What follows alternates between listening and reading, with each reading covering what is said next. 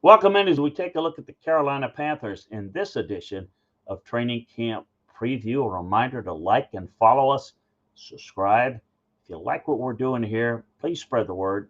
Please give us a follow, like.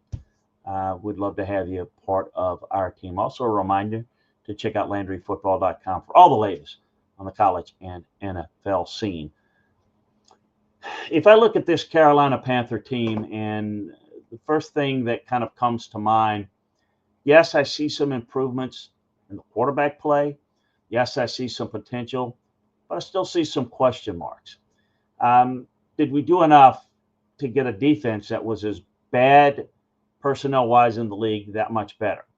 Um, Many thought they would take a defensive player with the eighth pick. But again, remember the draft's about getting the best player you can. And when you got a lot of needs, you can't pass over good players. Now, they got a playmaker, in my view, in Arizona wide receiver Tetairoa McMillan to go for Bryce Young. Trying to help Young succeed in year three makes some sense. But they need a piece up front. Jadeveon Clowney's release only helps, or secondary veteran safety may be something that they're going to need to look at going forward.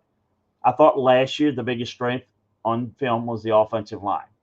They had a porous offensive line that was among the league's worst in 23.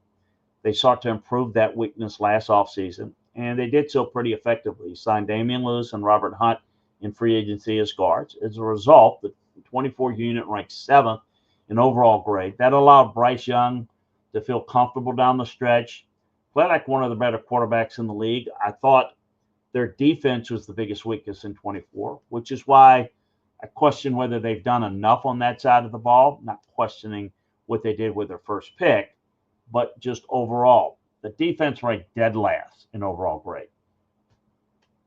Pass rush grade. Run defense grade. Only 28th in coverage grade. That was their strength. The defense didn't give the team a chance to win. They allowed at least 30 points in 10 of 17 games. You're not going to win games that way.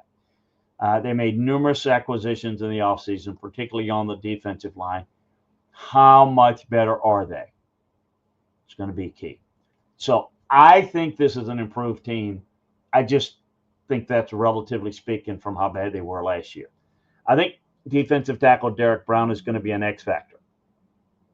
Isn't an external addition, but he feels like one. He suffered a season-ending injury in week one last season, and it seemed to really hurt that defense the rest of the year, particularly against the run.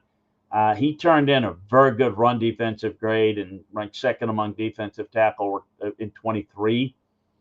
A return to that level would make a huge difference and help them. The rookie to watch, I've alluded to it. T. McMillan was a big-time playmaker, given the fact that he was taken eighth, certainly worthy of it. I think Bryce Young's improvement throwing the ball downfield was noticeable. McMillan should be a really good match for Carolina's offense. I thought he was really good on 10-plus yard targets last year, McMillan. So I think he's got a chance to give them something to work with a little bit. So we'll see how things develop. It's a slow process. Team's not very good. They're in a division with another weak team, in the Saints.